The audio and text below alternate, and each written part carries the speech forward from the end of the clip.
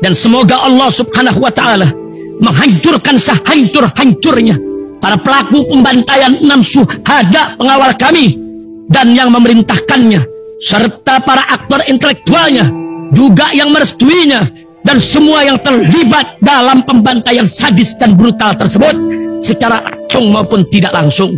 Allahumma dammirhum tadmira waqtulhum badada wala tughadir minhum ahada ya qawi ya matin ya muntaqim amin ya rabbal alamin. Allahu Akbar, Allahu Akbar. Umrah reguler Tar Jakarta bulan September, perjalanan 12 hari, harga mulai 26 juta sudah termasuk tiket pesawat. Daftarkan sekarang di 082311629664.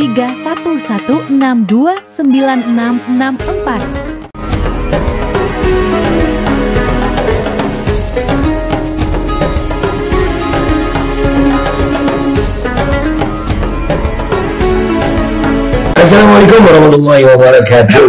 Welcome back, selamat datang lagi di channel Bapak Aldo bersama gua Bapak Aldo, YouTuber rakyat biasa yang terus di depan sehat dan jangan lupa ngopi. Foto Ustaz. Bismillahirrahmanirrahim. Bismillah. Alhamdulillah rabbil alamin, wassalatu wassalamu ala sayyidil mursalin sayyidina Muhammadin wa ala alihi washabihi ajmain.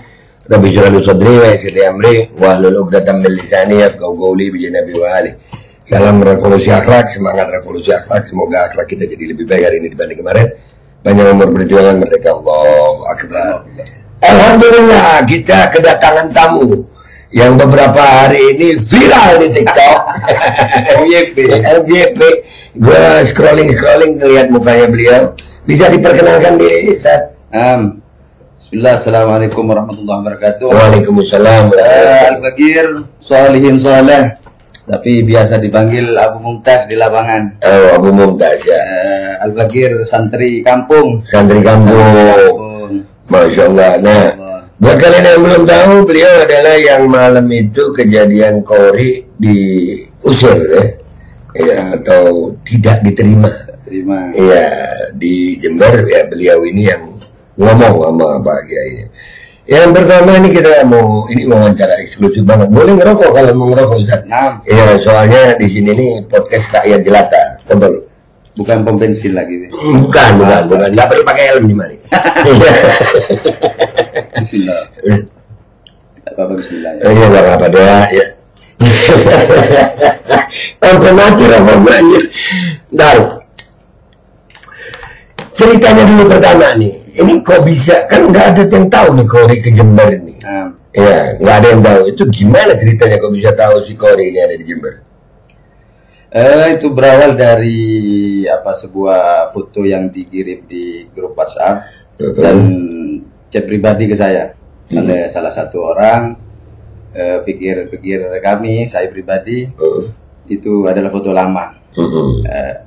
Tapi di pikiran saya timbul, tidak ada salahnya kita cross check ke lapangan, karena di situ memang ada salah satu foto tokoh yang mempunyai pesantren di satu tempat di daerah Rambi Puji. Di Rambi Puji. Ya. Ba'da sholat maghrib meluncur sendiri. Ya, siap. Berangkat dengan rasa semangat karena kecemburuan kepada Alawiyin. Masya Allah. Meluncur, ba'da sholat, ba'da sudah zikir kita orang, Bismillah, ambil wudhu, berangkat ke lokasi. Ternyata nggak ada kegiatan apa-apa di situ. Pulang kita dengan hati lega, tidak ada apa-apa. Sampai rumah, ternyata ada yang kirim video, kayak gitu.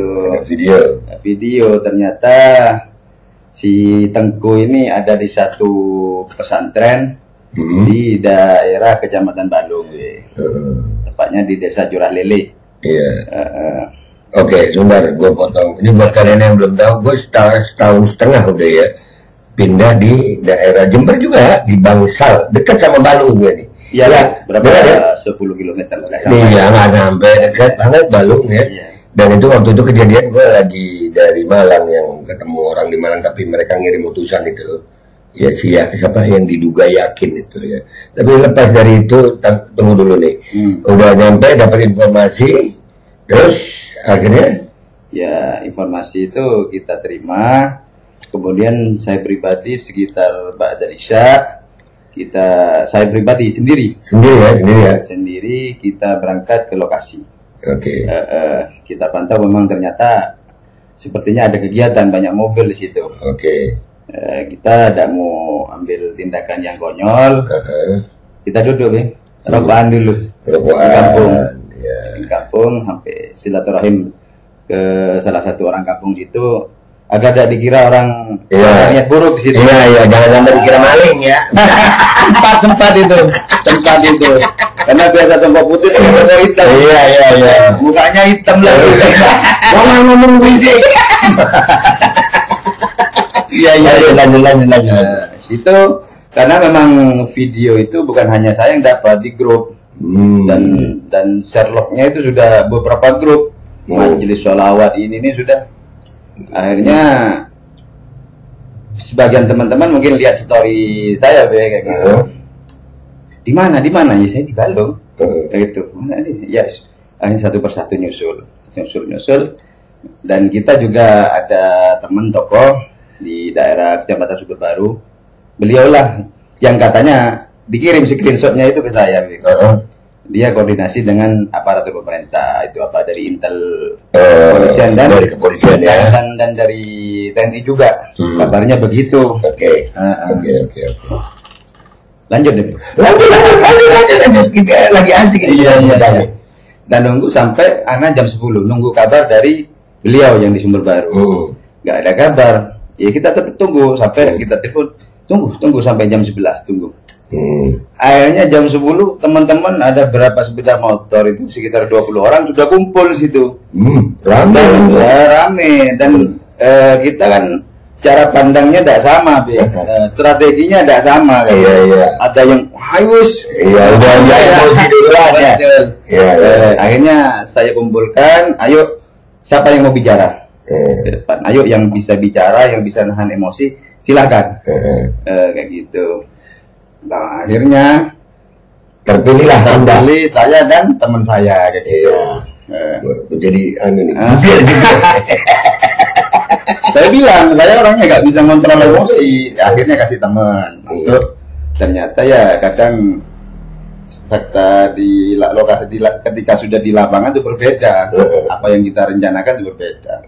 Kita masuk ke pondok itu, kita assalamualaikum. Saya tidak tahu kalau yang pertama keluar itu pengasuhnya, pakai baju biru karena kayaknya orangnya sederhana. Mudah-mudahan umur panjang. Amin. Orangnya sederhana keluar. Ada apa mas? Ya segini-gini. Ayo duduk dulu. Akhirnya kita masuk. Di samping masuk itu ada sebuah pertemuan, ada sebuah ruangan pertemuan banyak orang di situ. Kita tidak tahu, tidak ngeliat situ. Tapi teman-teman yang belakang ini melihat Gori, lari gitu. Akhirnya kita juga lari. Ada di video itu. Iya, beredar. Dan tangan saya begini, karena takut anak-anak mukul. Kita tidak mau ada anarkis. Selagi bisa kita nego, ngapain enggak gitu ya. Diskusi.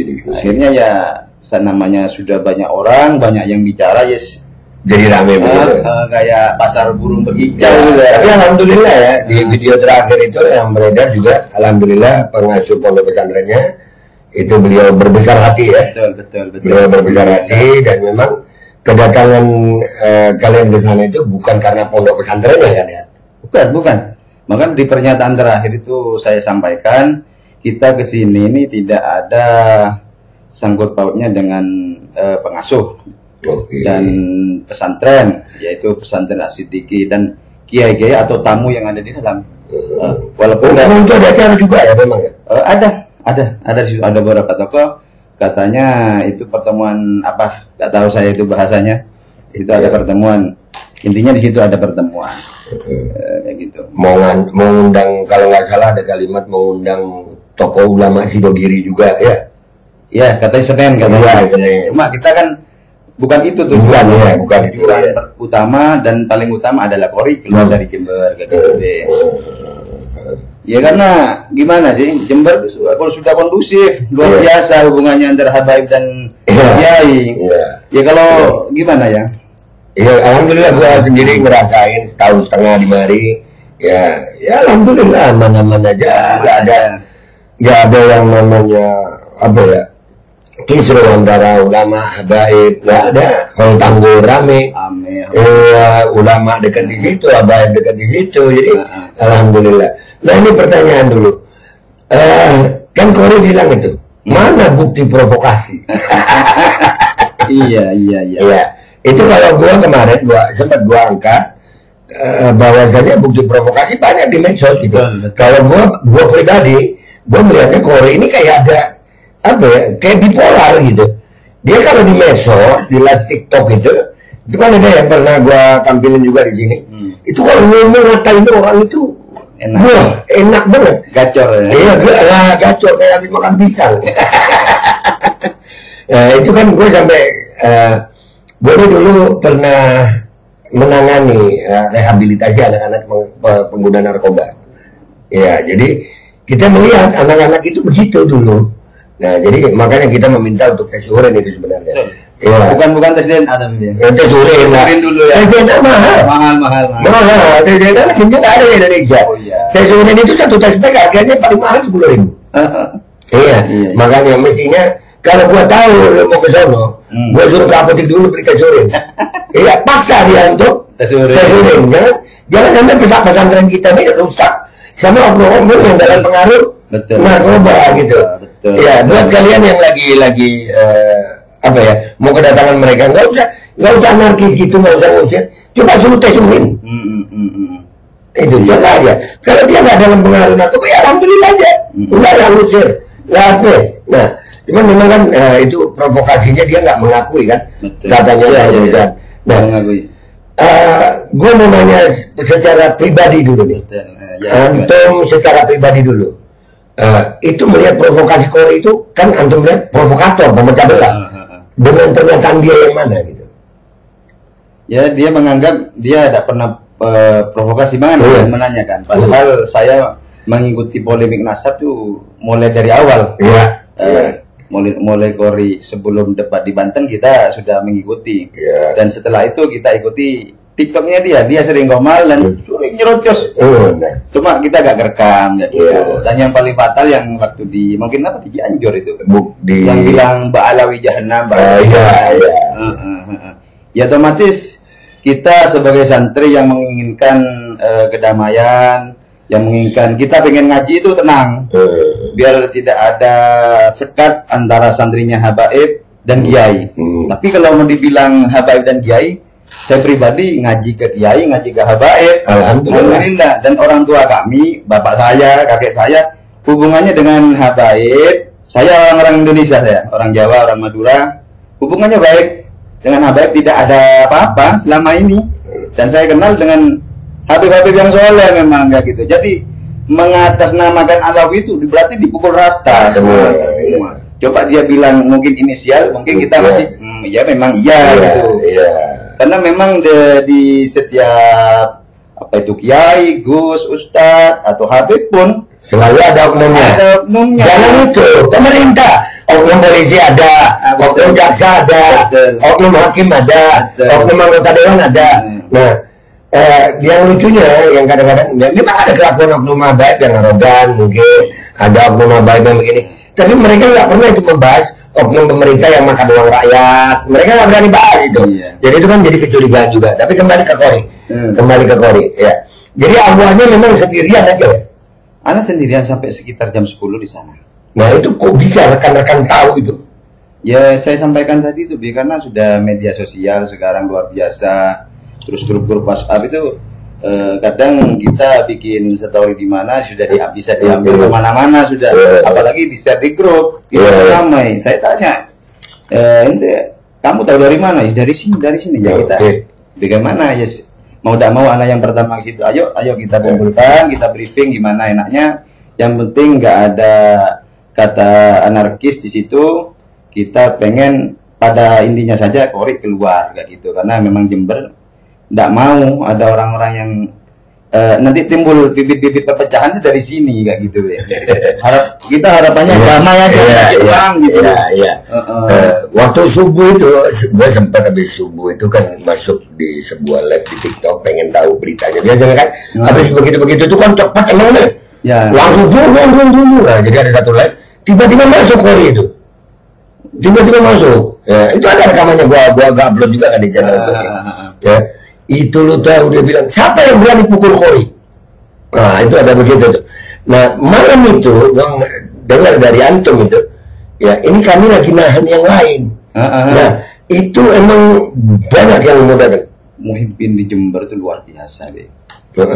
Muhibbin Kiai, Muhibbin Abah itu jadi satu di Jember ini, terutama yang di gunung-gunung. Ya kayak katakan dari Sumber Baru, Jatikoom, dari Tanggul dan dari pesisir itu memang jalan dan menghubungi sebagian menghubungi saya. Wis istilah Jawa yang kemarin saya sampaikan, wis baleo udah apa-apa, udah ada apa-apa sudah aman. Kita tidak berharap rame-rame buat apa juga kayak gitu. Walaupun sebetulnya hati ini dongkol kayak gitu, sakit hati betul. Ya seandainya Khori itu bilangnya yang katanya Babe itu siapa yang berani mukul gue, ya mungkin di situ terjadi, akan terjadi. Cuma ya, iya. Enggak, masalahnya dia di depan kalian nggak berani ngomong gitu. Enggak, dia nervous dia. Robar terus nervous. Oh iya, itu gue mau tahu itu. Anak-anak lihat kakinya gemeter gitu. Aduh, gacot. Iya, jadi ada wajah-wajah ketakutan di situ ya. Ada. Ya? Ada ya, kita mempelajari orang-orang takut tuh. Udah sering ya. Gini, Khori itu kayak di depan Banten tuh, rokok terus gitu. Nah, itu salah satu ciri-ciri orang yang memang dalam pengaruh. Oh, gitu. Iya, dalam pengaruh. Ya, karena pengaruh narkoba itu bukan hanya di saat orang-orang itu make gitu. Bukan. Setelah make itu efeknya masih banyak gitu, panjang. Terutama setelah tidak memakai. Itu efeknya lebih berat daripada waktu makai. Sampai-sampai kenapa disebut kecanduan? Karena di saat nggak pakai itu rusaknya lebih parah daripada waktu pakai. Maka mereka bilang, saya kalau nggak pakai itu nggak bisa kerja, saya nggak pakai itu nggak bisa ini. Artinya apa? Waktu pakai dia gendah, dia bagus, dia bisa mikir jernih gitu. Tapi setelahnya itu yang akhirnya membuat orang-orang makanya seperti ada mental illness ya, sakit mental gitu. Jadi di depan orang bisa lain, di belakang orang bisa lain, ya mukanya bisa ada 7. Oke, tadi antum nyebut muhibbin. Itu kalau mereka itu kan nyebutnya mukibin. Mukibul katanya. Iya. Apakah nggak ada ini nih? Apakah nggak ada teror atau ancaman setelah kejadian itu? Ada. Ada ya? Ada. Belum sampai dari kejadian itu kita masih mampir ke rumah teman untuk makan. Kemudian kita pulang sekitar hampir jam 2. Depan rumah sudah ada orang. Kita anak samperin pribadi. Ya bahasa Jawa, apa masnya? Ya gitu. Lah kalau orang parkir kan agak jauh, ngapain dekatnya terasnya orang gitu. Tanpa jawab dia langsung gas, anak kejar. Langsung lari ya? Lari. Masuk gang, yuk batar gitu. Akhirnya anak kembali lagi agak jauh, ternyata dia balik. Biarkan. Ala kulli hal, tidak masalah. Oh, jadi memang ada intimidasi begitu, teror begitu ya? Yes, bisa dianggap teror lah. Iya. Nggak takut akhirnya? Yes, biasa deh. Biasa. Kan nanti dibilang budak Yaman. Jomos Yaman. Mau dibilang jomos Yaman? Ya, kalau bahasa jomos itu saya itu bahasanya bahasa santri itu bahasa khidmat deh. Khidmat, Masya Allah. Yaman itu ya kita lihat, saya cinta semua kalangan, mau kiai, mau gus, mau habib, mau habib yang nakal, kita cinta. Cuma untuk urusan khidmat, tidak apa-apa katakan jongos khidmat itu tidak apa-apa. Ya orang yang soleh kayak gitu. Untuk yang nggak soleh tetap anak cinta, anak hormati tanpa kita caci maki. Gitu. Saya dididik oleh kiai, dididik oleh habaib. Alhamdulillah tidak pernah kita sering kumpul, lebih sering kumpul habaib daripada kiai. Kumpul sama habaib, tapi tidak pernah diajarin mencaci santrinya kiai kayak gitu. Cuma kiai, cuma doro. Tidak pernah kayak gitu.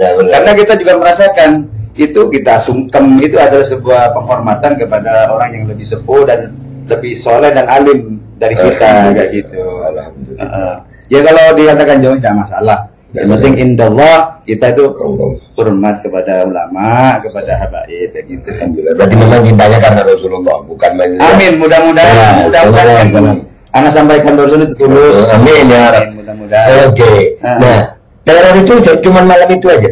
Ya. Berapa berapa menit yang lalu mau ke podcast ini? Loh, orang yang waktu itu Yang malam itu. yang tadi malam. Yang diceritakan malam awal. Enggak, malam kedua. Oh, malam kedua ada lagi. Tadi malam. Tadi malam. Nah, maksudnya tadi malam dan di kejadian kemarin itu juga ada orang itu. Loh, ngapain depan rumah Basan? Yes, akhirnya kita kejar lagi. Belok situ, kita tunggu. Ternyata oh iya betul. Kita biarkan lagi. Oke. Yes, kalau sebetulnya kalau mau namu baik-baik monggo ke rumah. Kalau mau tabayun, tafadhol kayak gitu. Iya, jadi baik-baik Ustaz. Tak bikin kopi kayak gitu. Kopi dulu. Iya, dan gua beberapa kali guys selama gua di Jember gua sering ke tempatnya beliau untuk minum jamu ya. Promosi nih. Enggak. Jadi gini Ustaz, sebagai closing statement, pernyataan penutup, apa yang antum harapkan dari kedua belah pihak dalam polemik nasab ini? Ya harus ada duduk bersama. Ya kalau memang itu sebuah tesis ilmiah, saya bukan orang alim. Cuma seperti tesis anak kuliah pun ada aturannya kayak gitu. Mungkin tidak tahu, saya tidak pernah kuliah. Tidak pernah saya di pesantren, mungkin ada sidang ini dan ada sebuah tokoh mungkin yang mensahkan tesis itu. Ada tata tertibnya lah. Yang selama ini terjadi kan bukan tesis, provokasi yang di mimbar datang ini. Katanya, ya seandainya debat pertama datang mungkin tidak seperti sekarang keadaannya kayak gitu. Ya menghindarlah pada debat pertama kayak gitu. Jadi sebetulnya provokasi awal itu pada debat pertama itu ya. Iya. Kita udah berharap ini terjadi perdebatan, diskusi yang luar biasa, ternyata al-kaburi. Ya di situ kita lihat bukan ilmunya lagi, berarti ada kebencian di situ. Ada hasud. Tapi ramai-ramai hukum loh. Itulah makanya walaupun saya sendiri pernah ada di pesantren 6 tahun lebih, nggak berani bicara yang di luar kapasitas anak. Iya betul. Iya, kalau bukan bidangnya ulama, minta maaf ya bicara seadanya kayak gitu. Karena kita belajar juga di pondok itu bukan untuk ceramah, tapi untuk diri kita sendiri. Gitu. Ya itu juga jadi garis bawah guys waktu malam kejadian ya. Gori sempat bilang Anda orang beriman, Anda orang Islam. Kalau bicara ilmu ya pakai ilmu. Sementara di sisi lain dia kalau di live TikTok di mana dia berbicara jangan caci maki. Terus mana ilmunya kan gitu? Ya orang beriman itu tidak caci maki. Iya. Nah, gue masih kurang kalau beriman. Gue jujur aja nih ya. Kalau gue pribadi nih, gue nggak ngerti ilmu nasab, nggak ngerti. Dan sampai hari ini, nih termasuk orang yang menyaksikan di Jember, gue nggak mau dipanggil Habib. Gaya gue ini pakai gamis karena Jumat tadi. Ya, lebih Habib saya. Kalau saya lebih Habib dia.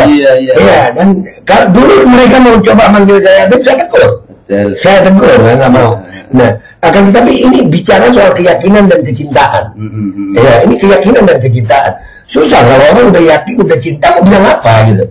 Ya, jangankan habaib, jangan. Anak perempuan sama pacarnya. Bapaknya nggak suka sama pacarnya ini, tapi anaknya yakin dan cinta sama pacarnya, bisa dibawa lari. Betul. Iya kan ini? Iya.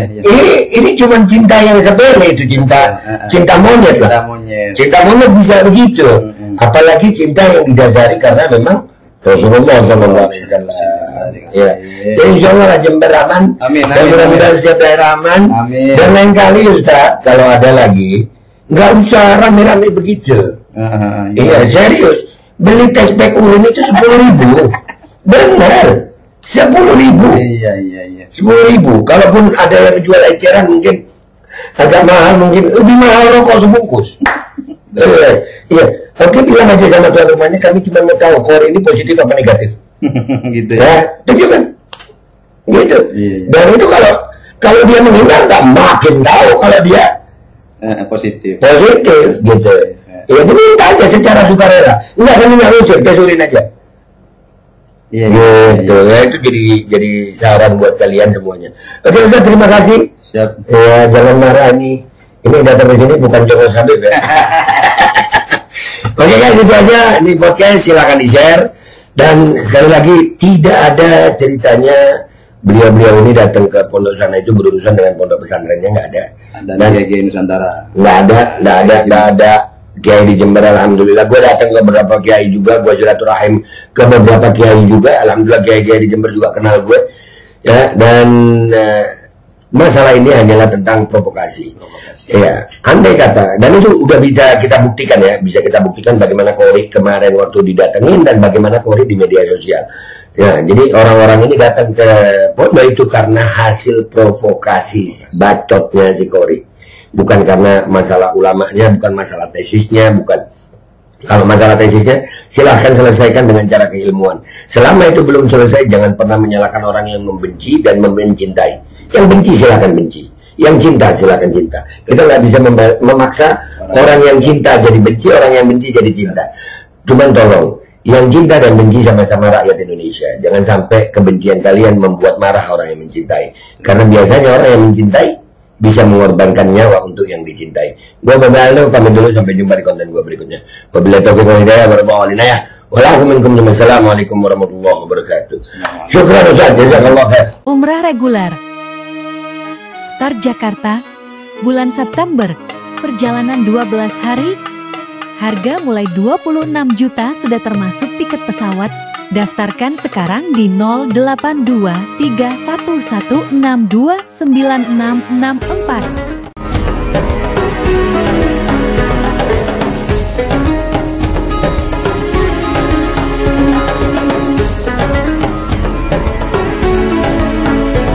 Dan semoga Allah subhanahu wa ta'ala menghancurkan sehancur-hancurnya para pelaku pembantaian 6 syuhada pengawal kami dan yang memerintahkannya, serta para aktor intelektualnya juga yang merestuinya, dan semua yang terlibat dalam pembantaian sadis dan brutal tersebut secara langsung maupun tidak langsung. Allahumma dammirhum tadmira waqtulhum balada wala tughadir minhum ahada ya qawi ya matin ya muntaqim, amin ya rabbal alamin.